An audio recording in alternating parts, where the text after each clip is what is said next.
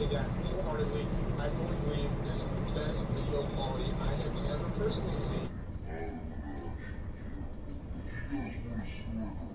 Oh, shit. Okay, Garmin. Save video. Man, that was bright as a mug.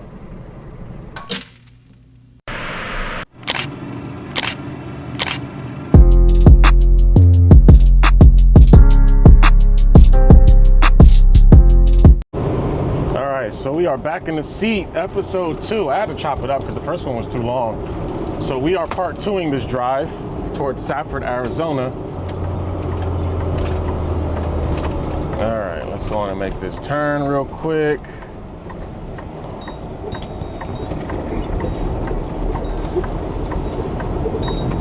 Guys, I be doing everything I can to stay off public routes because people, boy, man, people see you coming and they just, I don't know, it's like a trigger or something.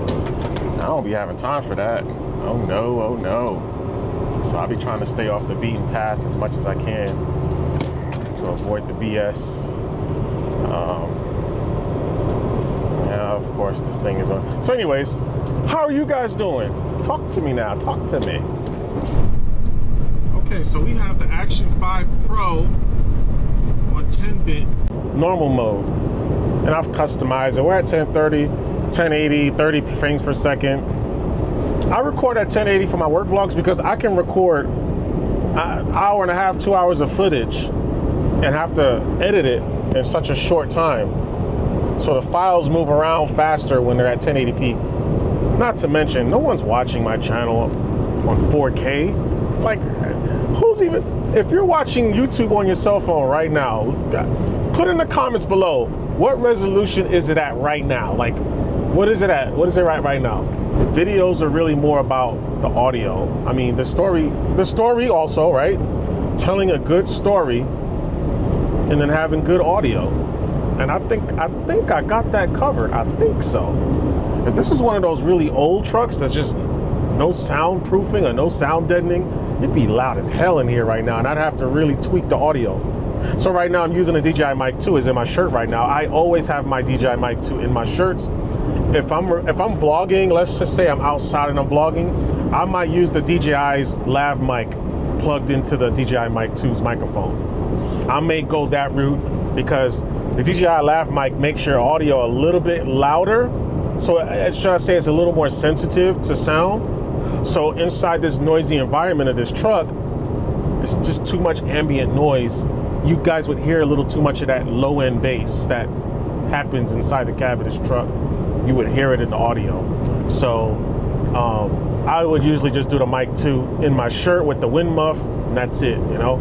It's usually good enough for audio.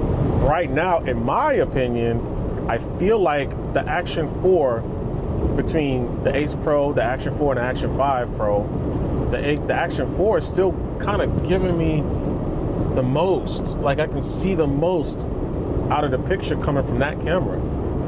So I could be wrong. Trying to get things done around here. I'm over here eating a cheeseburger. Okay, I'm looking kind of dark in here, but still look pretty good actually. I mean, let's turn full interior. Let's see how it looks there.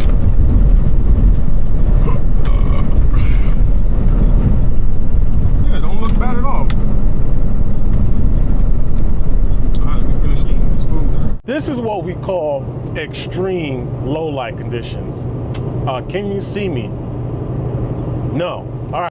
Put one light on, like we have with the other cameras. Can you? And this is how it looks. I think it looks dang pitch black, super night mode. Single light, super night mode. Full interior, super night mode. Let's go to regular mode. Okay, it's regular mode, no lights. Regular mode, single light. Regular mode, full interior. It's just one of those places.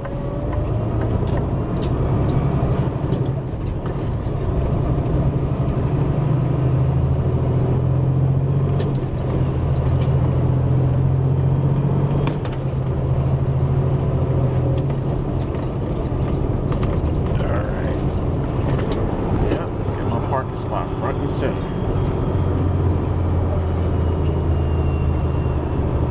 Okay, so before I shut it down, this wall right here to the right is they have a painter that comes out here and paint this, and I thought it was really, really nice. That painter is doing a really good job making this building look pretty. So, oh my gosh. And I am pretty tired too. Alright, we in here. We are in here. Yeah, we got some open bays, baby. We got some open bays, baby.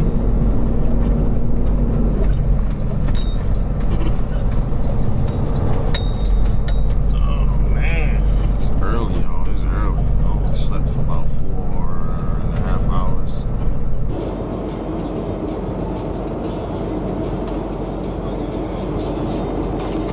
Alright, we rolling, y'all. We're rolling.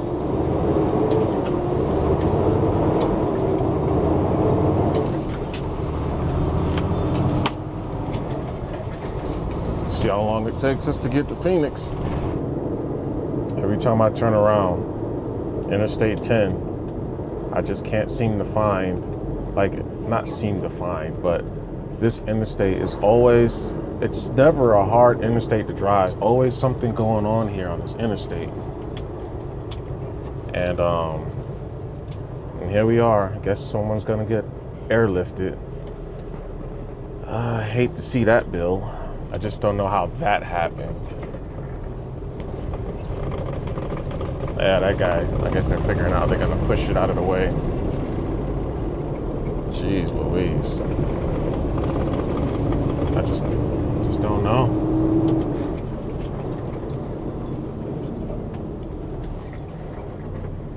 I just see there's trash everywhere.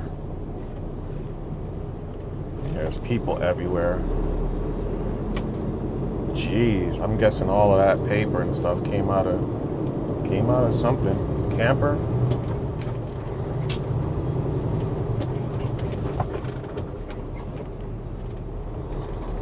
I don't know, everybody busy recording instead of driving. I know I am, but guess what? I got gear. I just clip and I'm gone. So yeah, it was a camper involved. Hate to see it. So I'm guessing the truck came off the overpass and came down and drove into the camper, I guess. Okay, guys, so I just left the place where I picked up at. I picked up at this beer place called, what's the name of this dang place? Mark Anthony Brewing. It's basically a brewery, right? And what the fuck we got going on here? Like some random dusty conditions just popped up out of nowhere. Dang. All right, so the place is called Mark Anthony Brewery, right? Yo, this is crazy. Like, what the I'm gonna have to go in this left lane because people starting to act like they don't know how to drive in some dusty conditions. So this brewery, they actually make beer for some of your favorites. Busch Light, if you guys drink that stuff. Coors Light. I'm going to a Coors place actually in Denver right now with this beer. And I asked the guy that worked inside, I was like, so how does this work? Because I got packaged beer in the trailer that's not Mark Anthony. Don't say Mark Anthony. I've never even heard of Mark Anthony beer. Yo, this is crazy, y'all. Check this shit out. It's like a dust storm out here. It's random as hell. It's like sunshine over here, a little dust storm over there. That's crazy work right there. That's crazy work. They got everybody in a frenzy. I'm fully loaded, so I ain't worrying about no windy conditions. It's got to be damn near hurricane conditions for me to worry about it. And I mean like one of the higher category. Oh hell. And I mean one of the higher category hurricanes too, because let me shut up before something turn around and happen. It shouldn't be any deal. This is nothing. It's just a couple of little dust spurts here and there. You know, nothing too big. But yeah, fully loaded semi like this. Yeah, we're pretty, it's gonna take some wind to knock us over. It's gotta be pretty strong. Back to the Mark Anthony deal. So, I don't know how many, I haven't Googled it, I haven't looked it up, I haven't researched it. I don't know how many companies make their own beer, but apparently there aren't very many of them. Some of them will make their own beer, but they'll still outsource some of their beer depending on the demand. Like they might not be able to keep up with their demand, so they'll have breweries like Mark Anthony brew their own, you know, brew the beer for them, or brew a certain amount of their beer for them because they just can't keep up with their own stuff, you know? So I thought that was very interesting, you know? Anyways, I got a bunch of beer in the trailer. I'm going to Denver, Colorado with it to a Coors distribution center. It's already labeled as Coors Light and Coors this and Coors that. So the beer's already properly labeled. So all the people are gonna do when I get to Denver is they're gonna take it out of my trailer, put them in their respective sections within their warehouse that they have over there. And then they got their little day cab trucks that load up with the beer and they take it to where it needs to go. So then that's it. After that, I just go home. So I'm just gonna keep on driving. The night's gonna fall. We'll see what happens. Hopefully this is a decent drive. Hey guys, so I am done for the day. We're in Albuquerque, New Mexico. I pulled over on the side of the road next to like a Chipotle. Yeah, it's a Chipotle over there. Guys, I tell you, this job ain't easy sometimes, man. It ain't easy sometimes. Your boy I'd be hurting. I don't know how many miles I drove today, probably 700 and some change, but godly, all that climbing. So let me tell you guys something real quick. I can only drive 11 hours per 14-hour period, right? So when I start my clock for the day, whatever time that is, a 14-hour timer starts. That 14-hour timer isn't like absolute, like it's not always 14 hours. It can be altered. Ooh, I was talking loud. It can be altered depending on how long I sit while working. And that 14-hour can get stretched to 17 hours, sometimes 18 hours, you know. But no matter what, when that session starts, I can only drive 11 hours within that session, whether it's 14 hours, 16, 17, doesn't matter. I can't speak for all drivers, but chances are most drivers probably drive somewhere between 8 and 9 hours and then they shut down for the day. That's over the road, guys. Every day I get in this truck, every day I start my clock, I run my clock out. Often I'll make adjustments to my clock so that I'm using all of my drive time. And today is just another one of those days where last time I got here with 0 minutes left on my clock for driving time. So that means I actually drove 11 hours. Today is no exceptions, my guys. Today is no exceptions. All zeros, my guys and gals. All zeros. I do not play games. This is every day. Now, I want to let you guys know something. My tires are kind of worn down. And if you guys don't know, when it comes to any vehicle, it could be a motorcycle, car, electric scooter, bicycle, the taller your tire, the faster your speed is. We're talking about top speed. So if you have a car with a certain size tire and you decide to go one size taller on your sidewalls, your car speedometer is going to read a slower speed than what your vehicle is actually doing.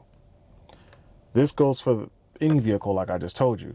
So as you drive and your tires wear down, your speed becomes less accurate, where whatever speed your vehicle's reading, your actual speed is going to be less and less and less as your tires wear from what you're actually indicating. So last time I came through here, it could have been about 2 months ago, and I got here with 0 minutes on my clock. My tires are worn. They're not bad, but they're pretty worn to the point where I'm like, next time I go to the terminal, I'm probably gonna tell them, yo, I need some tires, because yeah, these tires are worn, my guys. And certain types of tires, when they get too worn, now you're susceptible to being to getting punctures and stuff. You know, easy punctures too. It'd be like small, stupid stuff like a sharp rock will puncture your tires, leave you on the side of the road with your stuff flat. So I don't like being that guy. I'm too efficient of a driver to be dealing with extra stuff like that. So we're gonna try to nip that in the bud before it becomes an actual problem. And with worn tires, with a slower truck, somehow, I don't know how, guys, that means every gear shift that I did mattered. All my downshifts climbing that is like a big mountain. I-17, I believe it's like 80 something miles. Yeah, about 80 or 90 something miles of just straight climbing. You'll go downhill a little bit from time to time, but this is a straight uphill battle pretty much for the most part. And I'm thinking about all those downshifts, all those upshifts, everything was perfect and crisp, and all of that stuff mattered because I got here with mere seconds left. I didn't get here with, like you said, it was straight up zeros, which means I had less than a minute, somewhere 40 something, 30 something, 20 something seconds left before I was going to be in violation. What happens when you're in violation? Nothing physically. It's all logistical stuff. It's all paperwork. Okay, your driver was in violation. Bad boy, if that much. Thing is, you don't want to go into violation, period. It just looks better on your record and your company's record. In case they get audited, you don't want your company having to explain that when I could have stopped 5 miles further down. The fucking knocking on my goddamn door. Get out of here, man. These fucking people. I shouldn't be like that, right? But it's like, come on, man. Can somebody clean my windshield or something? Like, if you offer to clean my windshield, then maybe I'll be like, all right, I got you. But it makes me not even want to stay here. But you guys see, I got nothing but zeros left on my clock. So, you know, it's gonna be what it's gonna be. I'm just gonna have to stay here. The crazy part about it is, I got beer in my trailer. So having beer in the trailer is like, well, you know, it's kind of, makes it kind of sketchy, you know? So, I don't know. It's just, I can't believe this chick's still knocking on my door. I just can't believe it, you know? Anyways, guys, I'm going to finish up my paperwork, and I don't know, I might not get to go to sleep tonight because I got custies walking around here knocking on people's doors, you know, not realizing that, okay, this guy's not going to answer his door, even though he looked right at me. But, you know, she's still sitting there knocking. So, Jan, the segue, I'm not done. Don't you guys dare leave. I will see y'all in the morning. Hey, shout outs to anybody that watched this video that live in Albuquerque, New Mexico. All right, big shout outs to you guys. Now, I'm going to say what I need to say. I'm kind of like not too far from the downtown of Albuquerque. Now, I can't make up what I'm about to tell you guys. 11:13. So far, you guys seen last night. Old girl walking up well, she ain't walk up, my bad. She on a wheelchair. She rolling up, begging for money. I'm the kind of person, guys, like I give money to people, but not to people that's begging for it. I don't want to say begging. I'm going to say asking for it. I think begging is crazy. It's something about people asking me for money that just gets me, I don't know. It puts me off. I remember back in the days when I lived in New York, homeless cats, right? They'd have a squeegee. They'd have a thing of some Windex or something to clean your windshield. They'll offer you something for some money. They'll give you a service for some money. they ain't doing that no more. That's killing me. It's something about it. I was homeless before when I was younger. About 3 months. Went to the shelter. I did all that. Now, granted, I did have a job, right? When I was homeless. But it's something about people begging for money, guys, that just, it puts me off. Coors Distributing Company, Miller Lite Coors Light, may be closed by the time you arrive. It just puts me off. And head west on Aspen Avenue Northwest for Rio Grande Boulevard Northwest. Yo, shut the F up. Northwest. So I stepped out of this truck twice. You guys ain't see it because I'm not recording every single thing I'm doing. I stepped out of this truck twice, and both times somebody then popped up out of, it's like people are watching you from the shadows, then popped up out of nowhere, begging for money, asking for money. And the first person, I was like, are you gonna offer me anything for my money? I don't want no, I don't want no sexual crap favors and all that. But what are you offering?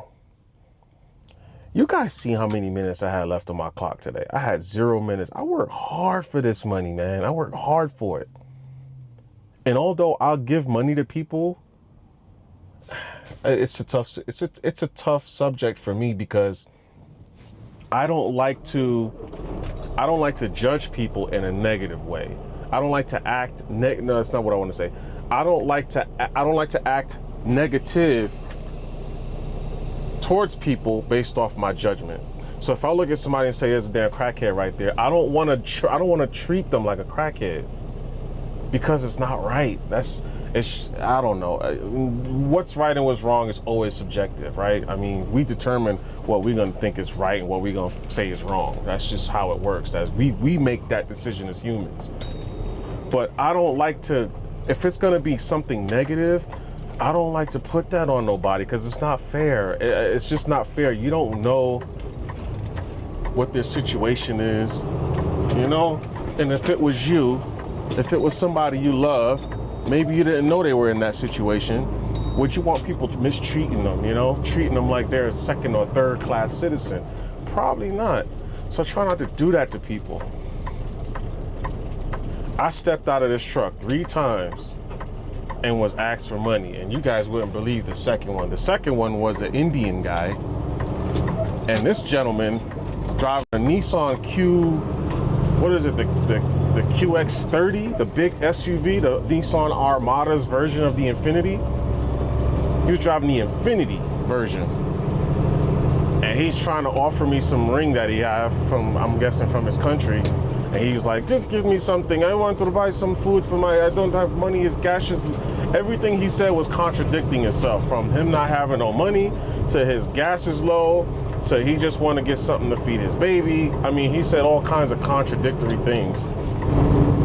I don't like to treat people, bad because I think they're being dishonest. It's just not right, man. But the second guy with the Infiniti, now I don't mean, because some people think, oh, everybody's driving a Mercedes, they got money. That person could have just lost everything.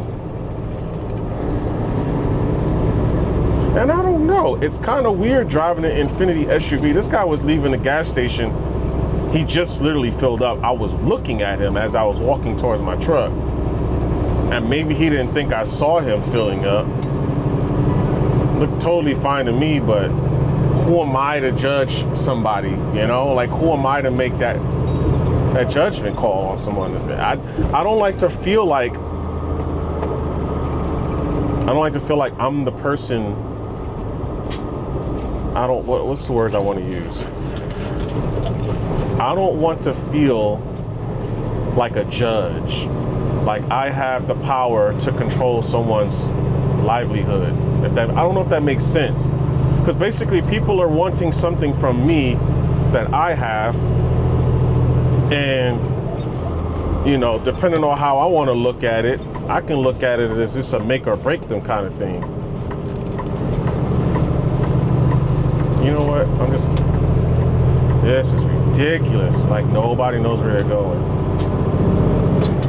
I don't want to feel like that guy, like I have that power to control someone's fate And that's what people asking me for stuff makes me feel, and I don't like that feeling, because I'm not that guy. I'm not the kind of person that's like, you know, your decision is either gonna be in their favor or not, but you don't know if it's gonna harm them or not. Like, I don't know, I just don't like it. Let me know what you guys think in the comments below. This video gonna probably be long as hell now, though. This episode, I might have to chop it up into 3. Matter of fact, I'm gonna chop it into 3. This is the end of this episode. So episode 3 for my work vlog with the Action 5 Pro is coming tomorrow. Thanks for watching. Stay tuned. I'm gonna try to pick up where I left off. I will pick up where I left off on this, and we'll go from there. All right, see you later. Peace.